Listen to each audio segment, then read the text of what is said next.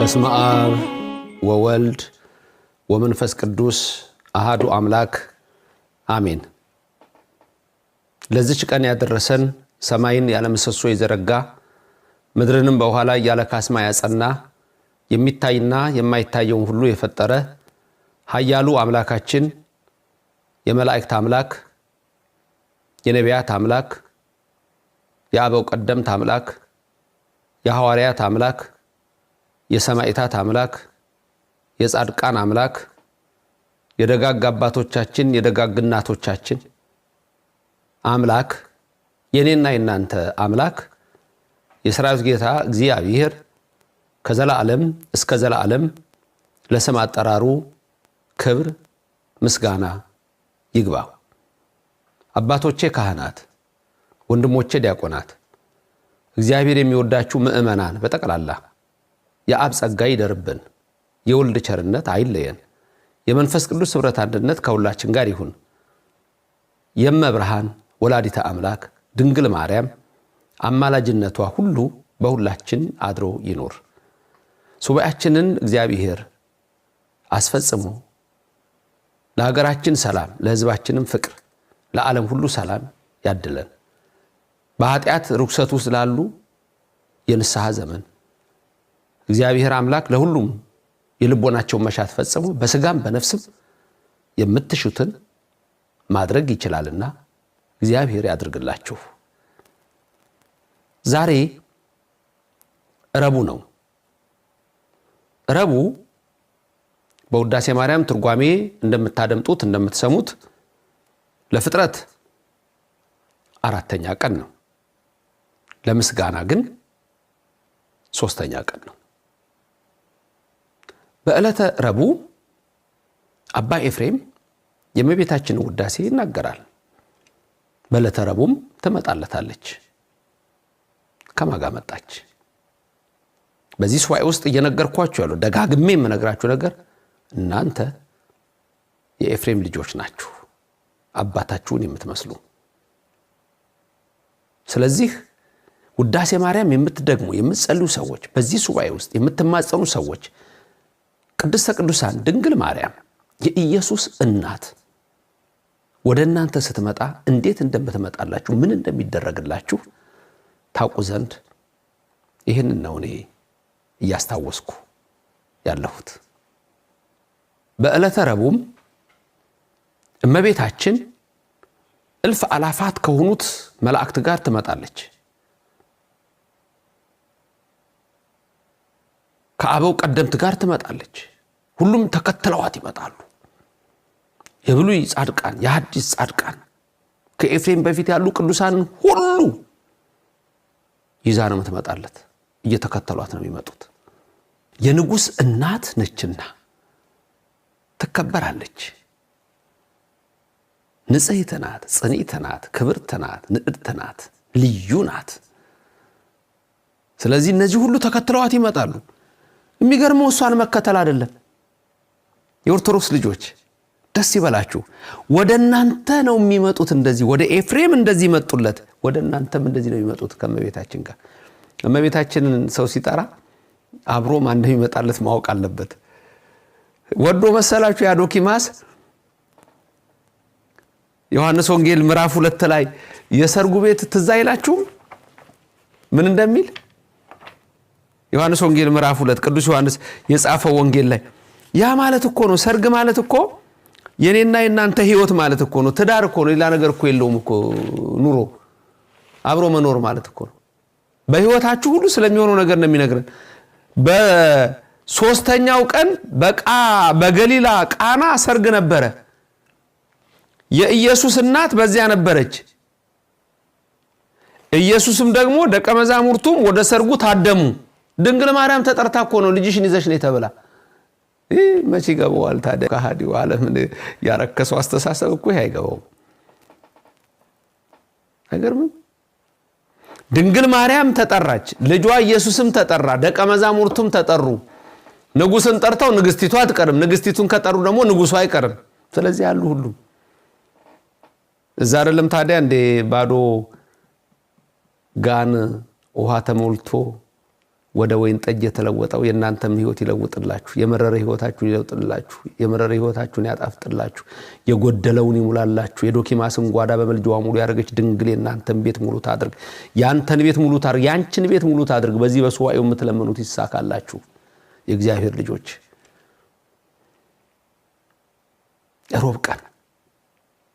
ሮብ ቀን እነዛ ሁሉ መጡ ከዛ እመቤታችን መጣ እንደተለመደው የብርሃኑ ምንጣፍ ተነጠፈ የብርሃን ዙፋን ተደረገ የብርሃን ድባብ ተዘረጋ የብርሃን መስቀል ይዛለች የብርሃን መነሳንስ ይዛለች እመቤታችን ቅድስት ድንግል ማርያም የብርሃን ዘውድ ደፍታለች እልፍ አላፋቱ መላእክት አሉ ቀጥታ ትመጣለች ሮብ ቀንም ክርክር ሰኞ ዕለት አልቆ የለ እንዴት አመሰግናለሁ እንዴት አላመሰግንም እኔ አልችልም በልበል አመስግን ተብላ አንድ ጊዜ መንፈስ ቅዱስ እንደገለጸለ ተውላ አሁን ክርክሩ ስላለቀ የሰኞ ከዛ ወድሰን ይትራል ይተመጣና አመስግነኝ ኤፍሬም ሰላም ለከው ፍቁሩ ኤፍሬም ነው በየቀኑ ልጅ ወዳጄ ኤፍሬም ሰላም ላንተ ይሁን የእመቤታችን ሰላምታ ይድረሳችሁ ድምጿን ታውቁ የለም ሉቃስ ወንጌል ምዕራፍ 1 ላይ ጽንስ እንዴት እንዳዘለለ እንዴት በእናቱ ማህፀን እንዳመሰገነ ኤልሳቤጥ ምን እንደተናገረች የታደልክ ኦርቶዶክስ ስሚ እንግዲህ ስማ አድምጡ ያን ድምጿን ነው የምታሰማው ለኤፍሬም ወዳጄ የልጄ ወዳጅ ሰላም ላንተ ይሁን ትለዋለች ሰላም አተናል ሰላም ይስጠን እግዚአብሔር ለሀገራችን ሰላም ለምድራችን ሰላም ይስጠን አባ ኤፍሬምም ታጥቆ እጅ ነስቶ ብድግ ይላል ደፍት ብሎ ይሰግድላታል ዛው እንዳለ መቤቴ ባርኪኝ እንግዲህ አመስግንሽ ባርኪኝ ይላታል ባርክኒ በልጅሽ በባህሪ አባቱ በባህሪ ሕይወቱ በመንፈስ ቅዱስ በእነሱ ስም ባርኪኝ መቤቴ ይላታል በያዘችው የብርሃን መስቀል ተባርከዋል ይተባርኩ ምስጋናዋን ይጀምራል ውዳሴሃ ለእግዝእትነ ማርያም ድንግል ወላዲተ አምላክ ዘይትነበበለ ተረቡ ብለን እንጀምራለን ደሞኛ እሱ ሁሉ ሰራዊተ ሰማያት ይላል ተከፋፍሏል በየለቱ ስለሆነ ሮብ ቀን ሲያመሰግናት እንግዲህ አባ ኤፍሬም እየበቃ መጥቷል ብያችኋለሁ መንፈሳዊ እድገት አለ በየጊዜው ያድጋል አንዳንድ ሰዎች ናችሁ መንፈሳዊ እድገት የሌላችሁ ወደ ኋላ የምትሄዱ ወደ ኋላ አሁን አንዳንድ ካህናት እንደው አንዳንዴ እንደው በዚህ ጊዜ ብላችሁ የምታስቡት ወደ ኋላ የምትቀድሱት ቅዳሴ በፍርሃት ልክ እንደ አባ ሕርያቆስ በቃ እኔ በፍርሃት ነው የምቆመው ብላችሁ ጎሳ ልቤ መልካም ነገር አፈለቀ ያላችሁ በፍርሃት አሁን ግን ደፋር ይሆናችሁ አንዳንዱ ትኖራላችሁ ዲያቆናት በፍርሃት መስቀሉን ይዛችሁ ተንስኡ ጸልዩ ያላችሁ በፍርሃት የምታገለግሉ አሁን ግን ልባችሁ ድፍን ያለባችሁ ካላችሁ ምእመናን እንደው ስትሰግዱም ስታስቀድሱም ስትገቡም በፍርሃት ትንሽ ስትቆዩ ግን ለምዳችሁ ደው ያረጋችሁ ምትሄዱ ቅዳሴ ላይ እንኳን ሳይቀር ምን ሆናችሁ የሰንበት ትምህርት ተማሪዎች ያኔ በፍርሃት የምታገለግሉ አሁን ግን ድፍር ያላችሁ ካላችሁ ትህትና ወሳኝ ነገር ነው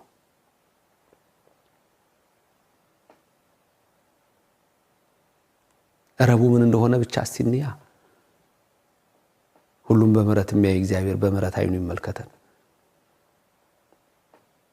አባ ኤፍሬም ባርክኒ ያላት ባረከችው ከዛ በኋላ ምስጋናዋን ይጀምራል ዛሬ ሮብ ሲጀምር ውዳሴ ማርያም ስትጸልዩ የምታገኙት የመጀመሪያው ቃል ምንድነው ኩሉ ሰራዊተ ሰማያት ይብሉ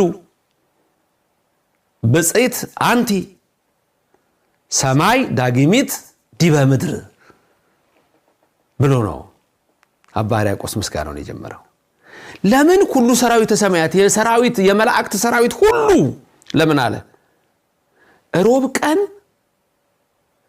እመቤታችን ወደሱ ስትቀርብ ሁሉም ተከተለዋት ይመጣሉ ከፊት ያረገችው እልፍ አላፋት መላእክትን አባ ኤፍሬም አሁን ሲያይ መላእክትን አየ አሁን ደግሞ ከፋለ ቅድም ያልኳችሁ መንፈሳዊ እድገት ያ እድገት መንፈሳዊ እድገቱ ከፋለ ብቃት ነው፣ ለኤፍሬም ብቃት ነው፣ ለኔና ለእናንተ እንደ መንፈሳዊ እድገት። አባ ኤፍሬም ብቃቱ ከፍ ብሏል። መላእክትን አያቸው ተደርድረው እመቤታችንን በቀኝና በግራ ተከትለዋት። ያንን ተመለከተ። ከዛ በኋላው ምስጋናው ምን ብሎ ጀመረ? የሰማይ ሰራዊት ሁሉ እንዲህ ይበሉ። ምን ይበሉ? ብጽዕት አንቲ፣ ምን ይበሉ? ንዕርት ነሽ፣ ምን ይበሉ? ክብርት ነሽ፣ ምን ይበሉ? ቅድስት ነሽ፣ ምን ይበሉ? ጽኒት ነሽ፣ ምን ይበሉ? ልዩ ነሽ ይበሉ ብሎ ጀመረ። እንግዲህ ሰማይ ዳግሚት ዲበ ምድር ይበሉ። ድንግል ማርያም አንቺ እኮ ሁለተኛ ሰማይ ነሽ ይበሉ። ያ ሰማይ የእግዚአብሔር ማደሪያ ነው፣ አንቺም የእግዚአብሔር ማደሪያ ሰማይ ነሽ፣ የጠፈር ባልንጀራዋ ነሽ እያሉ አንድም ልዕልናዋን ክብሯን እያነሱ ኩሉ ሰራዊተ ሰማያት ይብሉ ብጽዕት አንቲ ሰማይ ዳግሚት ዲበ ምድር እያሉ ሮብ ቀን እንደዚህ ነው የሚጀምረው። ከማጋ ነው እንግዲህ መጣች እልፍ አላፋት መላእክት ጋር ኩሉ ሰራዊተ ሰማያት ስላለ የሰማይ ሰራዊት ሁሉ ያመስግኑ ይስላሉ። የሰራዊት አለቆች አያመሰግኑም ማለት አይደለም። ይሄን ደግሞ ልብ ማለት ያስፈልጋል። በሶስቱ ከተሞች ያሉ ሁሉ ያመሰግኑሻል። ሶስቱ የመላእክት ከተሞች ማን ማን ናቸው? ኢዮር፣ ኤረር፣ ራማ። እነዚህ ሶስት ከተሞች የመላእክት ሀገር ናቸው። ዋና ዋናዎቹ እንጂ በመቶ ነገድ አድርጎ በ10 ከተማ ሹሞ 7 ሊቃነ መላእክት አድርጎ እልፍ አላፋት መላእክት አድርጎ እነዚህ ሁሉ ያመሰግኑሻል። ሊቃነ መላእክትም ያመሰግኑሻል፣ መላእክትም ያመሰግኑሻል፣ እልፍ አላፋት ያመሰግኑሻል። ይህን እያለ አባ ኤፍሬም መላእክትን እያየ እመቤታችንን ያመሰግናታል። እንግዲህ ዛሬ እመቤቴ ከማጋ ትምጣልኝ ነው። ከእልፍ አላፋት መላእክት ጋር ትመጣላችኋለች። ከእልፍ አላፋት መላእክት ጋር ትመጣልሃለች። ከእልፍ አላፋት መላእክት ጋር ትመጣልሻለች። የኤፍሬም ልጆች አይደላችሁ እንዴ? አባ ኤፍሬም ጋር ከሄደች እናንተ ጋር እምቢ ትላለች እንዴ? መላእክት እሷን ተከትለው ነው እኮ የሚመጡት። እምቢ ይላሉ እንዴ? አይሉም። ስለዚህ በዚህ ውስጥ የምታዩት ኦርቶዶክሳውያን የውዳሴ ማርያም ጸሎት ማድረግ ምን ያህል በረከት ያለው መሆኑንም እንድትረዱ ነው። አንዳንድ ሰዎች ቤቴ ተበላሸብኝ፣ ንብረቴ ተበላሸብኝ፣ ልጆቼ መጥፎ ሆኑብኝ፣ ትዳሬ ብጥብጥ ጣለብኝ፣ ይሄው ስራዬ ሁሉ ስንክልክል አለብኝ፣ ይሄው የትም በሄድኩ ቁጥር በቃ ማንም የሚያስተናግደኝ የለም፣ በቃ ምርር ያለ ህይወት ያላችሁ ሰዎች ጥፍጥ ያለ ህይወት እንድታገኙ እመቤቴ ግቢ ቤቴ ይበሉ። እመቤቴ ግቢ ቤቴ በቃ ይሄን በሉ። ከነ ልጇ ትግባላችሁ። የዶኪማስን ጭንቀት ያነሳ ነው ትዝ አይላችሁ? በቃ ዶኪማስ እኮ ዮካን ነው ዋናው። አባትየው ሊጨነቅ ነበር እኮ። እግዚአብሔር ኢየሱስ በቤቱ ገባለት። እናቱ ድንግል ማርያም አለች፣ ደቀ መዛሙርቱ አሉ። በረከት ነው። ዛሬም እኛ መላእክት ያስፈልጉናል። ያዕቆብ ምን እንዳለ ታስታውሳላችሁ? ዘፍጥረት 48:16 ላይ ከልጅነቴ ጀምሮ የመገበኝ እግዚአብሔር ከክፉ ነገር ሁሉ ያዳነኝ መልአክ አለ። አለቀ። ከክፉ ነገር ሁሉ ያዳነኝ መልአክ። መላእክት ወደ እናንተ ሲመጡ ከክፉ ነገር ሁሉ ትድናላችሁ። መዝሙር 90:11 እግሮችሽ በድንጋይ እንዳይሰናከሉ እግሮችሽ በድንጋይ እንዳይሰናከሉ መላእክቱን ስለናንተ ያዛቸዋል አልተባለም? ዕብራውያን ምዕራፍ 1:14 ላይ ለማገዝ የሚላኩ ናቸው አልተባለም? እገዛ ያስፈልጋቸዋል። ስሙኝ ኦርቶዶክሶች፣ እገዛ ያስፈልጋቸዋል። ዕብራውያን 1:14 ለማገዝ የሚላኩ መናፍስት ናቸው። እገዛ ያስፈልጋቸዋል። አትችሉትም ብቻችሁን። መከራው በስቷል፣ ጭንቀቱ በስቷል። አትችሉትም ብቻችሁን። ጉልበት የላችሁም፣ አቅም የላችሁም። እመቤቴ ግን ከነዚህ መላእክት ጋር ስትመጣላችሁ አለቀ። ነገሩ ሁሉ ይሳካል፣ ነገሩ ሁሉ ይሆናል፣ ነገሩ ሁሉ ይፈጸማል። ሮብ ቀን የመጣችለት እንግዲህ ከመላእክት ጋር ነው፣ ከእልፍ አላፋት ጋር ነው፣ ከመላእክት አለቆች ጋር ነው፣ ከሰራዊታቸው ጋር ነው የመጣችለት ለአባ ኤፍሬም። እሱም ታጥቆ እጅ ነስቶ ስግድ ብሎ ያመሰግናታል። እመቤቴ ሁለተኛ ሰማይ ነሽ፣ የአብ ወልድ መንፈስ ቅዱስ እኮ ማደሪያ ነሽ ይላታል። ሰማይ የእግዚአብሔር ማደሪያ ነው። ድንግል ማርያም የእግዚአብሔር ማደሪያ ናት። የእግዚአብሔር ከተማ ናት። ባንቺ የተደረገው ድንቅ ነገር ነው ይባላል። የእግዚአብሔር ከተማ ሆይ ያለ ቅዱስ ዳዊት ያመሰገናት እኮ ለዚህ ነው። ስለዚህ በዕለተ ረቡዕ ውዳሴ ማርያም በምንጸልይበት ጊዜ እግዚአብሔርን በምንማጸንበት በዚህ በእመቤታችን ጸሎት በሱባኤው ሁሉ ልናስተውለው የሚገባ ነገር እግዚአብሔር ምን ያህል ደግ እንደሆነ እመቤታችን ድንግል ማርያም ምን ያህል ለእናንተ እናት እንደሆነች መላእክትን ይዛ ወደ ቤታችሁ እንደምትገባ ጭንቀት መከራ እንደሚርቅ ፈተና እንደሚርቅ የምትመኙት ሁሉ እንዲሆን ሱባኤ ማለት ይሄ ነው። ሌላ ነገር የለውም። ሱባኤ ይዛችሁ ቤት ውስጥ ያላችሁ አላችሁ፣ በቤታችሁ መሆናችሁ የምታስቀድሱ አላችሁ፣ ማስቀደሻ ቦታ የሌላችሁ ሰዎች ሁሉ አላችሁ። ውዳሴ ማርያምን ቀስ ብላችሁ ስታስቧት እናንተ ያላችሁ ለምን የማያምን ሰው ቤት አትሆኑም? ያላችሁት ትመጣላችኋለች እናንተ ጋር። ይሄን አታውቁም እንዴ? ገብርኤል አናንያ አዛርያ ሚሳኤል ጋር ሲሄድ እሳት ውስጥ አልሄደም እንዴ? እናንተ እሳት ውስጥ ብትሆኑ እኮ ገብርኤል ይመጣል። መልአኩን ይዞላችሁ እግዚአብሔር እኮ ይመጣል ወደ እናንተ። ድንግል ማርያም እኮ መልአኩን ይዛላችሁ ትመጣለች እኮ። አያችሁ? ስለዚህ የትም ውስጥ ነው የትኛውም መከራ ውስጥ ነው እመብርሃን ትምጣላችሁ ከነ ልጇ፣ እመብርሃን ትምጣላችሁ ከቅዱሳን መላእክት ጋር። ረቡዕ ይሄ ነው የሆነው። ነገ ሐሙስ ነው። ሐሙስ ደግሞ ከማጋ ነው የምትመጣልኝ እመቤቴ። ከማጋ ትመጣልሃለች፣ ከማጋ ትመጣልሻለች። ምን ታደርግልሻለች? ምን ታደርግልሃለች? ምን ታደርግልናለች? ያስ ልጇ ወዳጇ ሁሉ የሚቻለው ሁሉን የሚያደርገው ኃያሉ አምላክ ኢየሱስ ክርስቶስ ምን ያደርግልናል? ነገ ደግሞ ያድርሰን፣ ሱባኤውን በሰላም ያስፈጽመን። እናንተ የሰማችሁትን ቃል ሁሉ ሌላው እንዲሰማ አድርጉ። አነሳስቶ ላስጀመረን አስጀምሮ ላስፈጸመን ክብር ምስጋና ይግባ። ነገ እንገናኛለን። እመቤታችን አባ ኤፍሬምን በያዘችው የብርሃን መስቀል ባረከችው።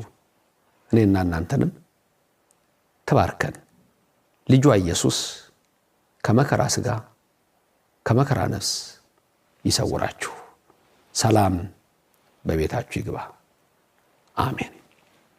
የሃይማኖታችንን ሚስጥር ለመረዳት ይህንን የመምህር ዶክተር ዘበነ ለማን ዩቲዩብ ቻናል ሰብስክራይብ ያድርጉ። የኢትዮጵያ ኦርቶዶክስ ተዋሕዶ ቤተክርስቲያንን ጠንቅቆ ለማወቅና የዓለም ቤተክርስቲያናትን በትክክል ለመረዳት ይህንን የመምህር ዶክተር ዘበነ ለማ የዩቲዩብ ቻናል ሰብስክራይብ ያድርጉ። የደውሉን ምልክት በመጫን ቪዲዮዎች በፍጥነት እንዲደርሶት ያድርጉ። በህሊናው የሚመላለሱ መልስ ያላገኙላቸው ጥያቄዎች ካለዎት የኢትዮጵያ ቤተክርስቲያን ታሪክ ለመረዳት እንዲሁም የዓለም አብያተ ክርስቲያናትን ታሪክ ለማጥናት ከክርስትና ጋር የተያያዘ ማህበራዊ ጉዳይ ካለዎት የተዋሕዶ እምነታችንን በስፋት ለመማር የተለያዩ ወቅታዊ የቤተክርስቲያን ጉዳዮችን ለማወቅ ይህንን የመምህር ዶክተር ዘበነ ለማን ዩቲዩብ ቻናል ሰብስክራይብ ያድርጉ። የደውሉን ምልክት በመንካት ቪዲዮዎቹን በፍጥነት እንዲደርሱ ያድርጉ።